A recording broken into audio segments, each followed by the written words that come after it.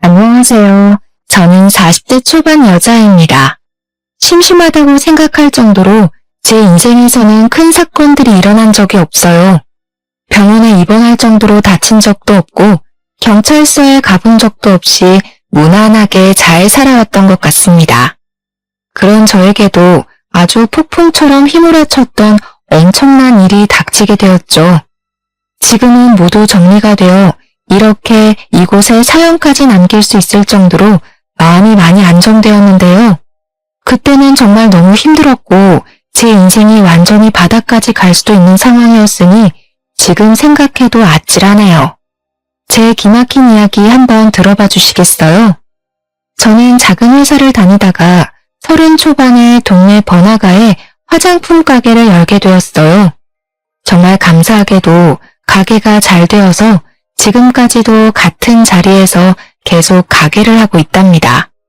10년이 넘은 시간 동안 한 자리에 있으니 친한 단골분들도 정말 많고 근처 상가에서 일하시는 분들과도 두루두루 친하죠. 작게 하는 거지만 이것도 사업이라고 신경 쓸 것도 많고 해야 할 것도 참 많답니다.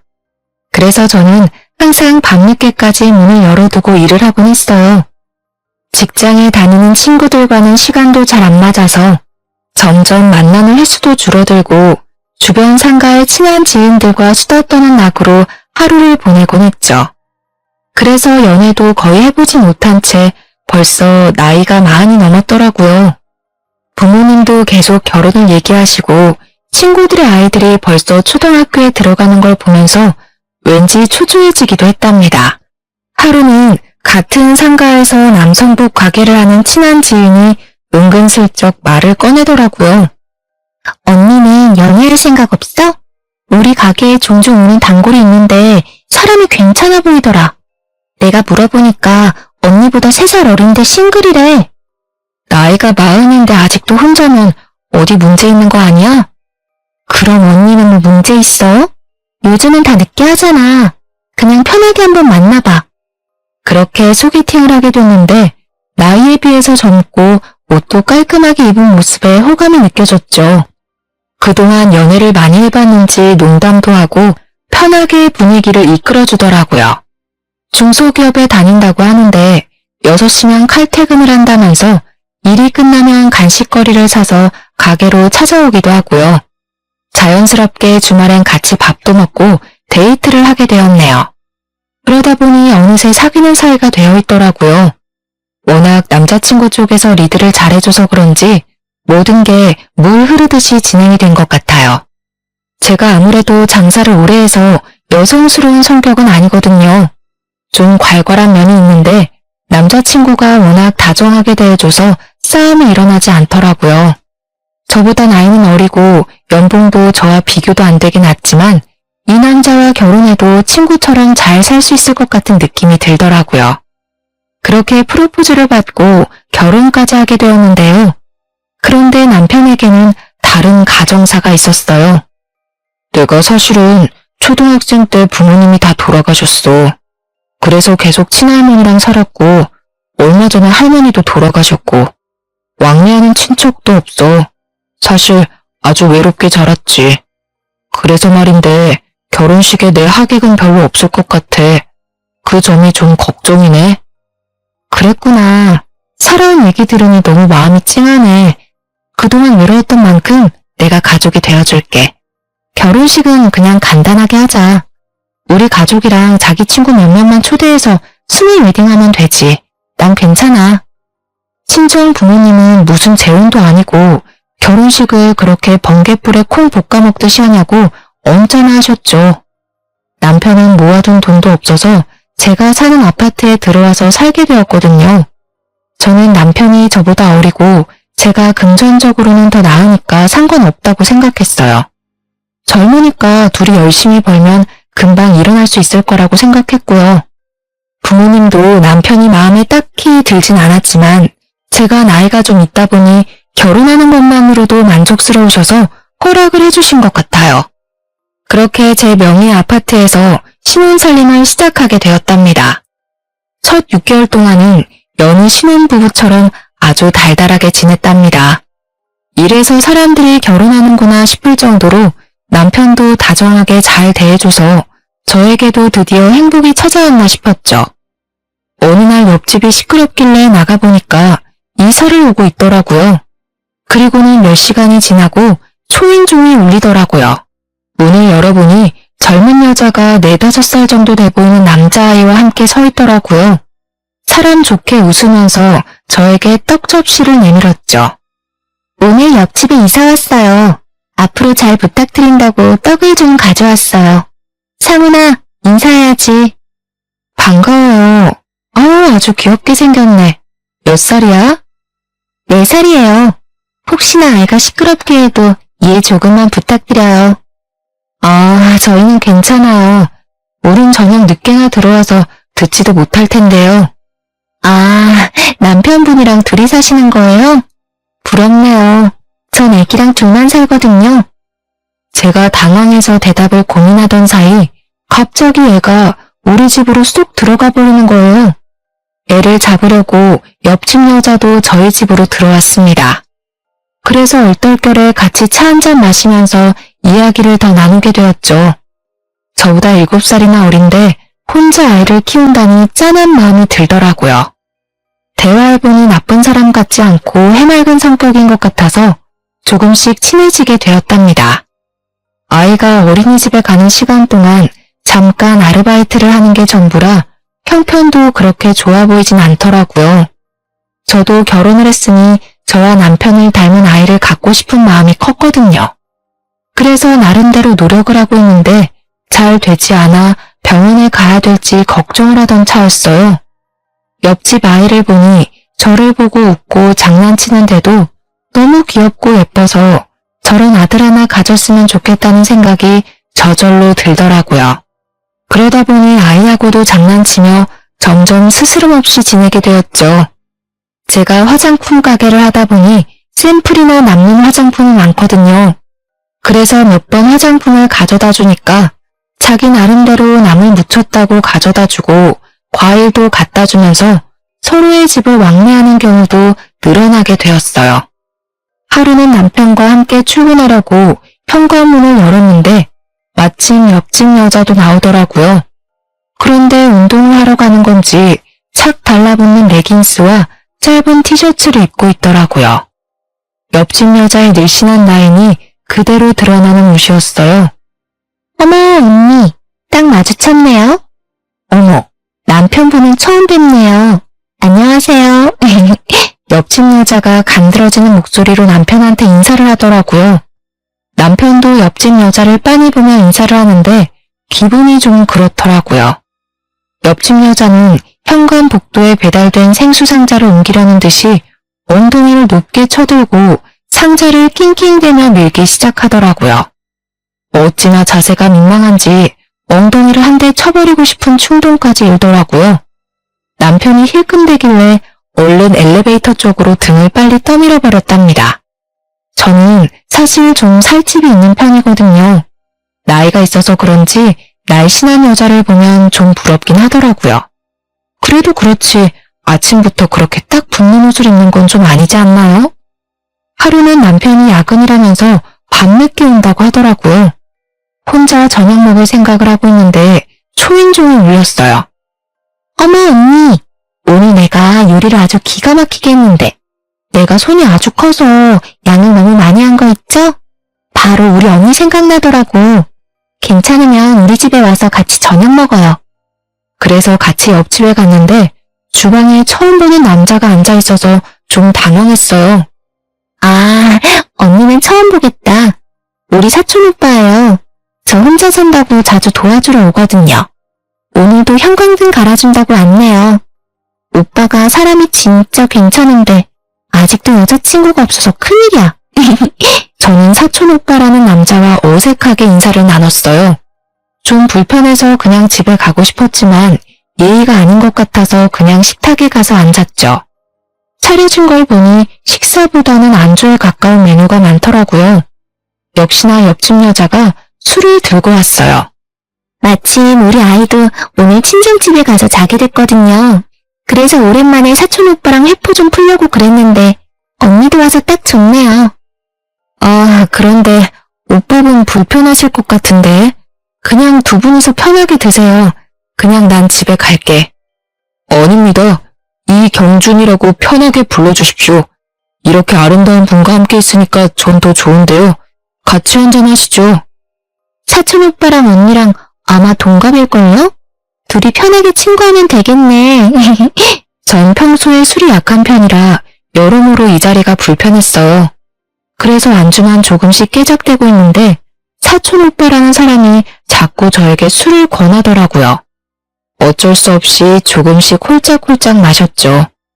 조금 먹었는데도 취했는지 살짝 어지러운 기분이 들었답니다. 옆집 여자와 남자는 신나게 수다 떨면서 분위기를 띄우더라고요. 남자도 화장실에 다녀온다 뭐 한다 하면서 일어섰다가 다시 앉았는데 제 팔꿈치가 닿을 정도로 제 옆에 너무 가깝게 앉더라고요. 옆집 여자는 어디 갔는지 보이질 않고 남자와 저만 남아있게 되었어요. 제가 처음 본 순간부터 얘기했지만 정말 아름다우십니다. 그러면서 남자가 제 손목을 슬쩍 잡는 게 아니겠어요? 저는 너무 놀라서 벌떡 일어났습니다. 지금 뭐 하시는 거예요? 저 유부녀예요. 동생한테 못 들으셨어요? 저는 기분이 너무 불쾌해져서 집으로 와버렸어요. 그 일이 있은 후에는 일부러 옆집이 나가는 소리가 들리면 한참 후에 나가는 식으로 옆집 여자를 좀 피하려고 했답니다. 그렇게 시간이 꽤 흘렀을 때였는데요. 저녁밥을 하고 있는데 초인종이 울렸어요. 직감적으로 옆집 여자라는 생각이 들어서 문을 안 열려고 했는데 글쎄 남편이 이미 열었더라고요. 어쩔 수 없이 현관으로 나가보니 옆집 여자가 끈 나시티 하나에다 짧은 반바지만 입고 서 있는 거 있죠? 언니, 요즘 많이 바쁜가 봐요. 통 얼굴을 못 보네요. 우리 아들이 먹고 싶다고 해서 김밥 좀 많이 했거든요. 좀 드셔보세요. 아이고, 나가서 사 먹는 김밥처럼 정말 잘 싸셨네요. 정말 잘 먹겠습니다. 잠깐 들어오실래요? 이제 밥 먹어야 되는데 들어오긴. 밥을 벌써 다 해서 김밥은 내일 아침에 먹으면 되겠네. 암튼 고마워. 잘 가. 저는 옆집 여자를 서둘러 보내버리고 남편도 얼른 식탁에 앉으라고 큰 소리를 냈죠. 남편이 마지못해 와서 밥을 먹더라고요. 당신보다 나이가 한참 어려서 그런가? 애엄마인데도 엄청 몸매가 좋으시네. 누가 보면 당신이 애엄마인 줄 알겠어. 나이가 어린 건 어떻게 알아? 내가 말도 안 해줬는데. 아, 딱 보면 몰라? 훨씬 어려 보이는구만. 당신도 관리 좀 해. 맨날 가게에서 앉아만 있으니까 뱃살이 더 나오잖아. 좀 그만 좀 먹고. 나이 많아서 살도 안 빠지는 거 몰라? 가뜩이나 몸매가 훤히 드러나는 옷만 입는 옆집 여자도 거슬리는데 남편이 자꾸 옆집 여자와 저를 비교하니까 화가 솟구쳤습니다. 그 후로도 옆집 여자가 몇 번의 망치를 빌리러 온다거나 뭘 물어본다거나 한다면서 자꾸 밤에 찾아오더라고요. 그때마다 남편하고 얼마나 간드러지게 대화를 하는지 한 번은 날 잡아서 말을 좀 해야겠다고 생각하고 있었죠. 남편이 계속 늦게 들어오고 대화도 예전처럼 많지도 않아서 같이 있으면 좀 서먹한 느낌까지 들더라고요. 이럴 때 아기가 있으면 아기 재롱에 같이 웃기도 하면서 살면 얼마나 좋을까 하는 마음이 자꾸 생기더라고요. 하지만 한약도 먹어가며 노력을 해봐도 좋은 소식은 쉽게 찾아오지 않았답니다. 온 신경이 아기 생각에 쏠려서 한 달 한 달 기대와 실망을 반복하며 지내니 제 자신조차도 황폐해져가는 기분이 들었어요. 밖에서 저보다 나이 어린 여자들이 유모차를 끌고 가는 모습을 보면 얼마나 부럽고 좋아 보이던저. 나는 저런 행복을 영영 느껴보지 못하는 게 아닐까 하는 조급함이 밀려오고 좀 더 어릴 때 결혼을 했어야 했다는 후회도 들곤 했어요. 남편과의 사이를 좀 돈독하게 만들어 보려고 오랜만에 주말에 밖에서 데이트를 하자고 했죠. 남편이 어찌나 귀찮은 표정으로 싫은 티를 내던지 서운하더라고요. 어르고 달래서 현관문을 나서는데 옆집에서도 인기척이 나는 게 아니겠어요?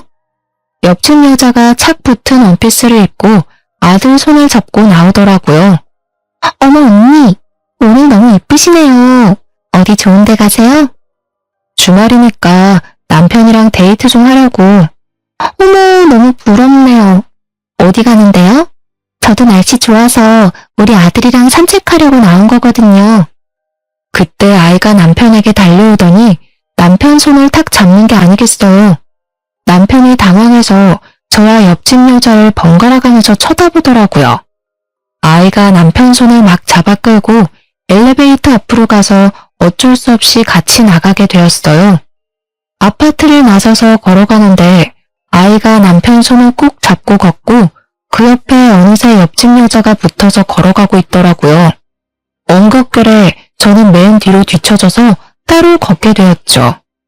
그때 지나가는 할머니들이 세 사람을 보면서 한마디씩 하더라고요. 아이고, 날이 좋아서 가족이 놀러 가나 보네. 좋을 때다, 좋을 때야. 아기가 지아빠를 쏙빼 닮았네. 마누라가 훨씬 어린가 보네. 남편은 들은 건지 안 들은 건지 그저 애 손에 끌려서 쫄쫄 따라가고만 있었죠. 뒤에서 세 사람을 보니까 할머니들 말대로 잘 어울리는 것 같아서 왠지 서글픈 기분이 들더라고요. 그래서 얼른 앞으로 달려가서 남편 팔짱을 끼고 걸음을 재촉했어요. 우리가 극장에 가야 돼서 좀 서둘러야 할 것 같네요. 그럼 다음에 봐요. 제가 남편을 데리고 빨리 걸으니까 옆집 여자가 입을 삐죽이더라고요. 저는 그렇게 옆집 여자와 아이를 남겨두고 남편과 차를 타고 출발을 했죠. 그렇게 남편과 극장에 갔지만 남편이 자꾸 틱틱대서 분위기를 다 망치고 말았어요. 결국 대판 싸우고 저녁도 안 먹고 집에 와서 쫄쫄 굶었답니다. 그렇게 남편과 저는 숨만 쉬어도 싸우기 시작했는데요. 결혼 초기만 해도 남편은 생활비를 꼬박꼬박 줬었거든요. 금액은 사실 적었지만 고마운 마음으로 받아서 아껴 쓰려고 노력했어요. 사실 벌이는 제가 더 괜찮았기 때문에 그걸로 남자 자존심을 갉아선 안 된다는 마음이 커서 제가 얼마 버는지도 말하지 않았었고요. 그런데 시간이 갈수록 남편이 자꾸 돈을 요구하기 시작하더라고요. 어느 날은 10만 원, 어느 날은 50만 원, 이런 식으로 자잘하게 자꾸 돈을 빌려달라고 했어요. 저는 그때마다 계좌이체를 바로 해주었는데요. 큰 금액이 아니니까 부부 사이에 바로 달라고 하기에도 좀 그렇더라고요. 그래서 그냥 남편에게 용돈을 준다고 생각하고 넘기고 있었죠. 그런데 한 달에 많게는 100만 원도 달라고 하는 식으로 계속 요구하니까 매출이 없는 달은 생활하기가 너무 힘들더라고요. 속은 부글부글 끓었지만 일단 지켜보자는 마음으로 참고 있었죠. 그런데 하루는 저녁에 들어와서 이런 말을 하는 게 아니겠어요? 회사가 좀 어려워져서 당분간 월급이 좀 밀릴 것 같은데 어떡하지? 우리가 있는데 바로 관두기도 그렇고 말이야. 앞으로 생활비는 못 줄 것 같아. 언제까지 월급을 안 준대? 그러면 새로운 회사를 좀 찾아보는 게 낫지 않아? 사장님이랑 내가 쌓은 정이 있는데 어떻게 바로 팽하냐? 너는 장사를 해서 그런지 참 매정하다. 너 돈 잘 벌잖아. 월 수입이 얼만지 말 좀 해봐. 나도 많이 못 벌어. 당신 월급보다 좀 더 많은 정도야. 거짓말 하지 마. 남편한테는 솔직하게 말을 해줘야지. 내가 뭐 네 돈 들고 도망이라도 간대? 왜 그렇게 숨겨? 한 달 매출이 얼만데? 매달 들쑥날쑥이라 딱 말하기가 좀 그래서 그래. 그럼 월급 다시 받을 동안 내가 알아서 생활비 내고 다 할 테니까 걱정하지 마. 그럼 됐지? 아이씨, 진짜 비싸게 구네. 대충 얼마인지 말하면 될걸. 네가 이렇게 우리 사이에 벽을 만드니까 그렇게 갖고 싶다는 애도 안 생기는 거 아니야. 그게 무슨 황당한 논리야? 매출 알고 싶어하는 당신이 더 어이없어. 나도 당신 월급 정확히 모르잖아. 생활비도 그동안 30만 원 줬으면서 뭘 얼마나 많이 줬다고. 너 참 사람 은근히 무시한다. 옆집 여자 좀 봐. 말도 얼마나 사근사근하게 하고 남자를 시켜 세워주냐? 가서 좀 배워. 뭐? 지금 말 다 했어? 그리고 당신이 옆집 여자를 얼마나 한다고 그딴 소리를 해. 제가 화를 내자 남편은 짜증을 내면서 얼른 안방으로 들어가 버리더라고요. 맞아요. 생활비 30만 원 받으면서 저녁마다 고기 반찬해서 차려주고 청소며 빨래며 살림도 다 한 게 바로 접니다. 저는 그래도 혼자 일하니까 남편은 회사에서 얼마나 사람들에게 시달릴까 싶어 제가 다 도맡아 했어요. 저보다 나이도 어리지만 그래도 남편이니까 청소기 한 번을 돌린 적이 없어도 대우해주려고 노력했네요. 그랬더니 점점 도가 지나치더라고요. 집에 오면 고개를 핸드폰에 쳐박고 저를 한번 쳐다보지도 않은 날이 늘어났답니다. 제가 대화를 해보려고 하면 귀찮아하면서 오만상을 찡그리고요. 당연히 아기를 준비하는 과정도 성의가 없었죠. 약속을 미루기 일쑤고 술 먹고 밤 늦게 들어오기도 하고요. 그런 남편의 모습을 보며 저도 점점 마음을 닫게 되더라고요. 늦게 결혼한 만큼 알콩달콩하며 행복하게 살고 싶었는데 이건 집에 청소년 남자를 키우는 기분이 들기까지 했어요. 제가 원하던 결혼의 모습과는 너무 달라서 이럴 바엔 차라리 예전처럼 혼자 자유롭게 살고 싶다는 마음이 들었죠. 그러던 어느 날 남편의 숨겨진 모습을 보게 된 날이 있었어요. 어김없이 술 냄새를 풍기며 밤 늦게 들어와서는 방으로 들어가려는 제 팔목을 거칠게 잡더라고요. 나 차 좀 바꿔줘. 사고가 나서 차가 없어. 뭔 소리야? 말을 똑바로 해. 차가 없다니. 사고는 언제 났는데 이렇게 멀쩡해? 아무튼 사고 나서 차 폐차시켜버렸으니까 당장 차 좀 한 대 뽑아줘. 당신 능력 있잖아. 응? 나밤에 뭔 홍두깨 같은 소리를 하고 있어. 오늘 아침만 해도 멀쩡했던 차를 폐차시킨 게 말이 돼? 그럼 당신도 병원에 있어야지. 폐차시켰던 증거 있어? 증거 보여줘봐. 아이씨, 무슨 증거야. 누가 꼰대 아니랄까봐 진짜. 야, 하늘 같은 남편이 차 뽑아달라면 알았다고 하면 될 것이지. 뭔 말이 그렇게 많아? 안 되면 할부로라도 사줘. 당장 타고 다녀야 될 거 아니야. 내가 내일 계약할 테니까 당신이 명의만 좀 빌려줘. 말도 안 되는 소리 그만해. 차 사기만 해봐. 당장 급하면 내 차 타고 다녀. 그럼 되잖아. 어이씨, 진짜 더럽게 말 안 통하네. 남편은 갑자기 소리를 지르면서 집안의 물건들을 다 내던지기 시작했어요. 텔레비전부터 시작해서 청소기, 그릇들까지 닥치는 대로 깨부수는데 너무 놀라고 무서웠답니다. 남편이 이렇게 폭력적인 모습이 있는지 전혀 몰랐었는데 눈까지 희번뜩해서 난장판을 치는 걸 보니 내가 생각했던 사람이 아니었던 생각이 퍼뜩 들더라고요. 저는 울면서 그만하라고 소리를 질렀어요. 남편은 씩씩대며 집안을 휘젓고 다니다가 문을 박차고 나가버리더라고요. 그렇게 남편은 3일 동안 집에 들어오지 않았어요. 저는 혼자서 남편이 부순 물건들을 다 치워야 했죠. 지금도 그때 혼자 울면서 집을 정리했던 기억을 떠올리니 당시에 비참했던 기분이 떠올라 눈물이 날 것 같네요. 저 역시 남편에게 연락도 하지 않았는데 저녁에 집에 가보니 아무 일도 없었다는 듯이 텔레비전을 보고 있더라고요. 그러고는 자연스럽게 저한테 말을 걸고 그 일이 있었던 이전처럼 행동하는 게 아니겠어요? 지금 생각해보면 그때 남편이 하는 대로 넘어갔으면 안 되었는데 바보 같던 저는 사과 한마디 못 받고 그렇게 구렁이 담 넘어가듯이 넘어가는 남편을 받아줬네요. 저도 장사를 하니까 말하는 걸로는 지지 않는 편인데 남편은 진짜 못 이기겠더라고요. 상황에 맞춰서 얼마나 말을 잘하고 잘 남기는지 어느새 남편한테 끌려다니는 상황이 되곤 했답니다. 그렇게 다시 평범한 일상을 지내고 있었는데 가게로 옆집 여자의 사촌 오빠가 찾아온 게 아니겠어요.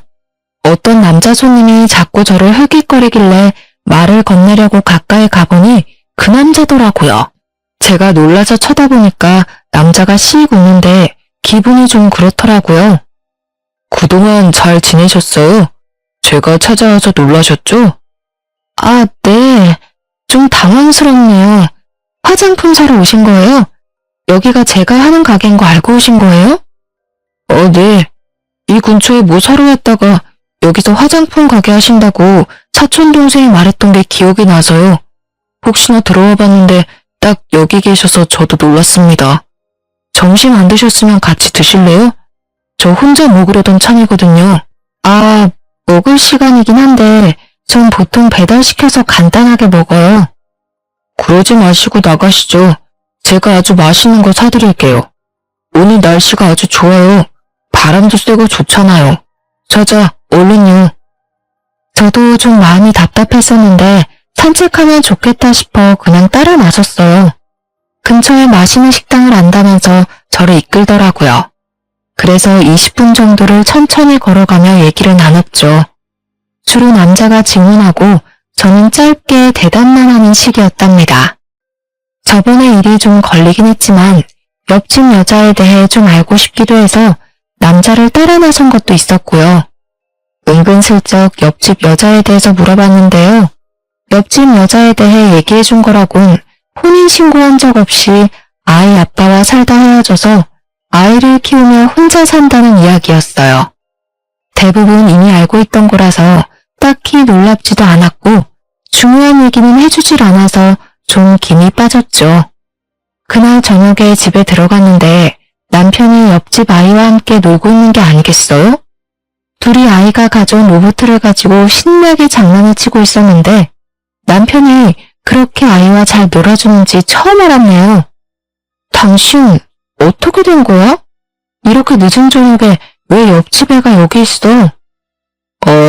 갑자기 급한 일이 생겼다고 잠깐만 맡아달라고 부탁을 하더라고.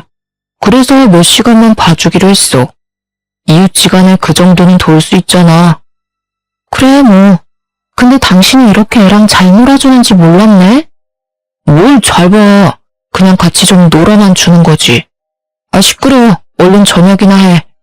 애도 밥은 먹여서 보내야 할 거 아니야. 옆집 여자가 밉상이어도 애가 무슨 잘못이 있겠나 싶어 아이가 잘 먹을 만한 반찬으로 저녁을 준비하기 시작했어요. 어느새 남편과 아이는 안방에 들어가서 뭘 하는지 깔깔 웃는 소리가 거실까지 들리더라고요.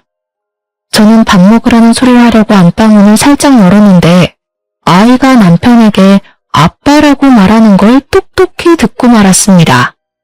한 번이면 모르겠는데 두 번이나 들어서 너무 놀라 문을 활짝 열었죠.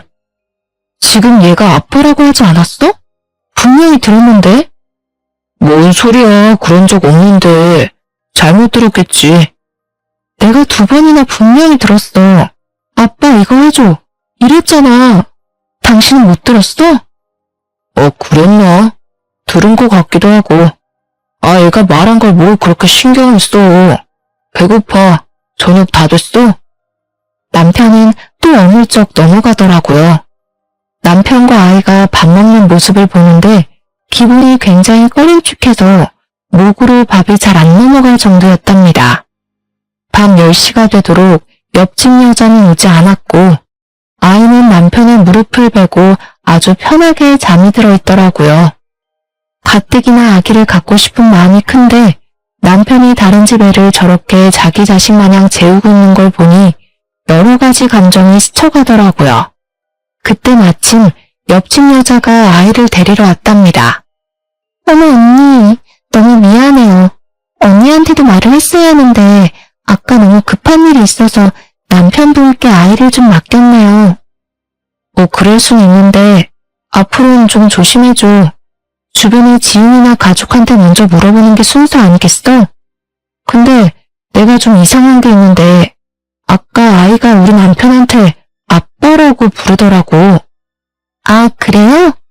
사실은 우리 아들이 아빠를 본 지가 오래돼서 그런지 어른 남자만 보면 아빠라고 부르곤 하더라고요. 심지어 우리 사촌 오빠한테도 아빠라고 한다니까요. 어머 언니 놀라셨겠다. 옆집 여자는 호들갑을 떨면서 아이를 데리고 가버렸어요. 남편은 저한테 인정도 없다느니 하면서 궁시렁대더라고요. 얼마 지나지 않아 남편은 회사에 일이 없다면서 아예 나가지도 않았는데요. 매일 집에서 핸드폰이나 보고 게임만 하는 날이 늘어만 갔죠.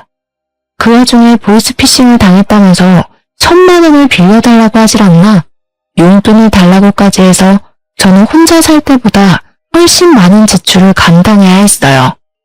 돈을 안 주면 저한테 욕을 하거나 화를 내는 날도 많아져서 저는 지칠 대로 지친 상태였죠. 그렇다고 대출을 받을 순 없으니 저는 더욱 아껴서 생활해야만 했어요. 심지어 가게에서 배달시켜 먹는 밥값도 아까워서 집에서 도시락까지 싸서 다니기까지 했죠. 그런 제 사정은 아는지 모르는지 남편은 비싼 구두나 옷도 사들고 오기도 하고 우연히 핸드폰으로 온 카드 명세서를 봤는데 몇백만 원 단위인 거예요. 저는 머리끝까지 화가 나서 이성을 잃었답니다. 돈도 안 벌면서 카드값이 이게 말이 돼? 당신 미쳤어? 요즘 나도 장사 안 돼서 대출까지 받을 판이야. 대출도 다 재산이야. 받을 수 있으면 좀 받아와. 이왕이면 이 집 담보로 좀 넉넉하게 받는 게 어때? 뭐? 무슨 말도 안 되는 소리야. 당신 돈이 어디서 나서 이렇게 카드를 팍팍 긁어? 이 옷은 또 뭐고? 난 티쪼가리 하나도 못 사입는데 이거 엄청 비싼 거 아니야? 잔소리 좀 그만해. 맨날 바가지를 긁어대니까 난 네 얼굴만 봐도 지긋지긋해. 이래서 남자가 길을 펴겠어? 그렇게 남편은 또 집을 나가버렸고 이제는 대놓고 외박을 하더라고요. 저도 남편에게 조금의 미련도 남아있지 않아서 들어오든 말든 신경도 쓰지 않았죠. 그러던 어느 날 남편이 제 얼굴에 사진 몇 장을 휙 던지는 게 아니겠어요. 어이가 없어서 사진들을 살펴봤는데 사진 속에는 저와 옆집 여자의 사촌오빠가 나란히 걷고 있는 모습이 담겨 있었어요. 저는 황당한 얼굴로 남편을 바라봤죠. 너 바람났냐? 어떤 놈이야? 어떤 놈이길래 대낮 붙어 이딴 데를 드나들어? 도대체 무슨 소리야? 그냥 걷는 사진인데 무슨 말도 안 되는 소린데. 그리고 이 남자, 옆집 여자 사촌오빠야. 야, 사진 똑바로 봐. 뒤에 찍혀있는 장소를 보라고. 이렇게 증거가 있는데 발뺌이야? 너 당장 이혼이야.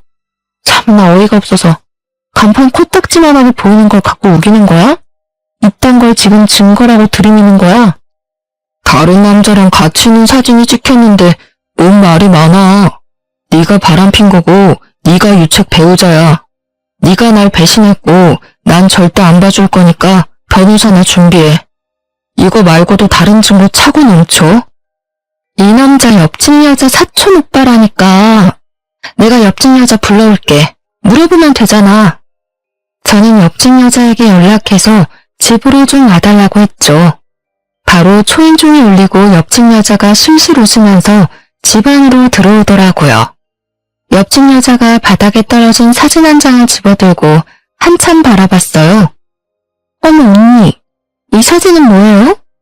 우리 사촌 오빠랑 바람난 거예요? 어머 웬일이야. 거봐, 이분도 나랑 같은 말을 하시네. 감히 나 몰래 다른 놈을 만나? 내가 무조건 소송 걸 거야. 어쩐지 우리 사촌 오빠가 요즘 만나는 여자가 있다고 하더니 그게 언니였는지는 상상도 못했네요. 아, 그러셔? 그럼 어디 다른 증거도 좀 보여줘봐. 이까짓 거로 소송한다니 머리가 떨어져도 한참 떨어지는 거 아니야? 그럼 이건 어때? 이 정도는 돼야지. 저는 남편 핸드폰으로 동영상 하나를 전송했어요. 동영상을 보기 시작한 남편의 얼굴이 사색이 되어 가더군요. 동영상 안에는 남편과 옆집 여자 그리고 사촌 오빠가 커피숍에서 대화를 나누는 장면이 찍혀져 있었거든요. 아, 진짜 돈 뜯어내기 더럽게 어렵다니까. 이번에 1,000만 원도 간신히 뜯었어. 이 뚱땡이랑 언제까지 살아야 되냐? 역겨워 죽겠어. 빨리 끝내고 싶다 진짜. 조금만 참아 자기. 증거 조금만 더 많대면 바로 작업 들어가자. 나도 우리 자기 그 여자 옆에 두는 거 살떨리기 싫어. 남편과 옆집 여자는 하얗게 질린 얼굴로 서로를 멍하게 바라보고 있더라고요. 저는 남편에게 다가가서 뺨을 아주 세게 때렸어요. 그리고 남편의 멱살을 잡고 거칠게 흔들기 시작했어요. 뭐? 내가 유책 배우자라고? 누가 누굴 배신해? 야, 이 버러지만도 못한 사기꾼아. 네가 어떻게 나한테 이래? 여보, 다 오해야. 이걸 어디서 봤는지 모르겠는데 이건 분명히 조작이야. 난 이 여자를 밖에서 만난 적도 없는데 어떻게 이런 게 찍혀. 이건 날 모함하는 거라고. 개풀 뜯어먹는 소리 하고 있네. 네가 뭐 얼마나 대단한 작자라고 누가 널 모함해. 둘이서 연극하면서 나 하나 바보 천치 만드니까 기분 좋았니? 아주 신났어. 저는 바로 옆집 여자의 머리채를 확 휘어잡고 거칠게 양옆으로 흔들기 시작했어요. 머리카락을 한 움큼 뽑고서는 비명을 지른 옆집 여자를 바닥으로 밀어버렸죠. 옆집 여자가 고개를 바닥에 받고 덜덜 떨고 있더라고요. 사기칠 위인도 못 되는 이 무식한 것들아. 니네야말로 바닥까지 떨어질 준비해.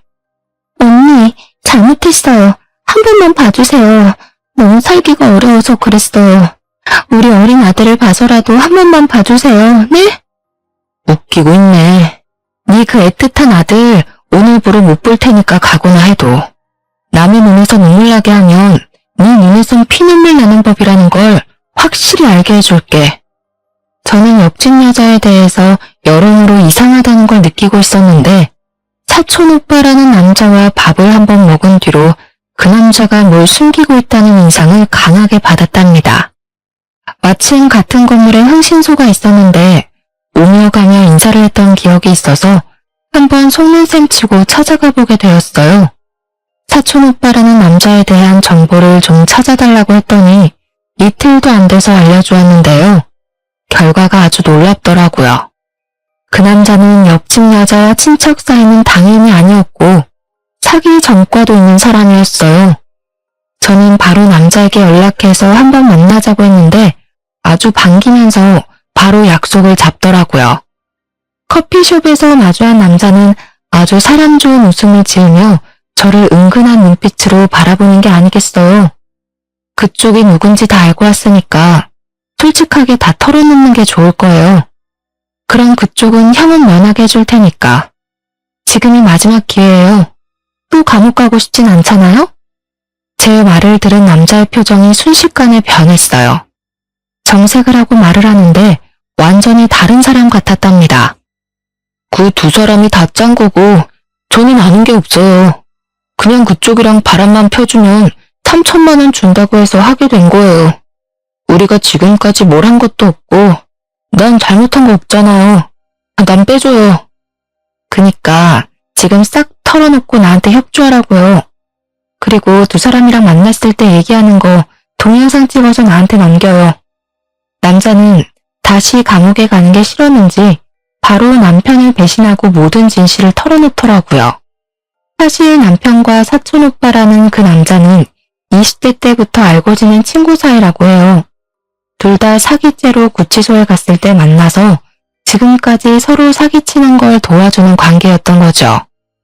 남편은 반반한 외모 믿고 외로운 여자들한테 접근해서 사귀는 척하면서 돈을 빌리고 사업한다고 투자도 받는 식으로 사기를 치고 다녔다고 해요. 그러다가 소송 이혼을 해서 승소하면 여자의 재산의 절반까지 받을 수 있다는 걸 알게 돼서 작정하고 사기 결혼까지 하기로 한 거죠. 돈을 잘 벌고 재산도 좀 있는 여자들을 찾아다니다가 우연히 옆 가게에서 장사하는 지인에게 제 이야기를 듣게 된 거고요. 그렇게 제가 남편의 첫 사기 결혼 상대가 된 것이었어요. 더 기막힌 건 옆집 여자는 남편과 오래 사귀고 사실혼 관계였다는 거죠. 그 아이도 당연히 남편의 아이였고요. 남편은 저와 결혼하고 혼인신고까지 하는 것을 성공한 뒤에 옆집으로 그 여자와 아이를 불러들이고 제가 사촌 오빠랑 바람이 나도록 만들려고 한 거였죠. 믿을 수 없는 현실 앞에서 앞으로 닥칠 일이 너무나 무서워 몸서리가 쳐졌답니다. 경찰서 한번 가보지 않고 살았던 제 인생에 이런 믿을 수 없는 사건이 벌어지다니 부모님 볼 명목도 없고 미치겠더라고요. 그동안 오래 장사하면서 좋은 사람인지 나쁜 사람인지 딱 알아볼 수 있다고 말하고 다니곤 했던 제 자신이 얼마나 창피했는지 몰라요. 남편에게 배신당한 것도 당한 거지만 도대체 어떻게 해결을 해야 하는지 깜깜하더라고요. 모든 진실을 알고 난 뒤에 혼자 가슴을 쳐가며 몇 날 며칠을 목 놓아 울었답니다. 무릎 꿇고 잘못했다면서 저를 회유하려는 남편을 차가운 눈빛으로 째려보았어요. 그동안 이 뱀 같은 남자의 새치화에 얼마나 농락을 당했는지요.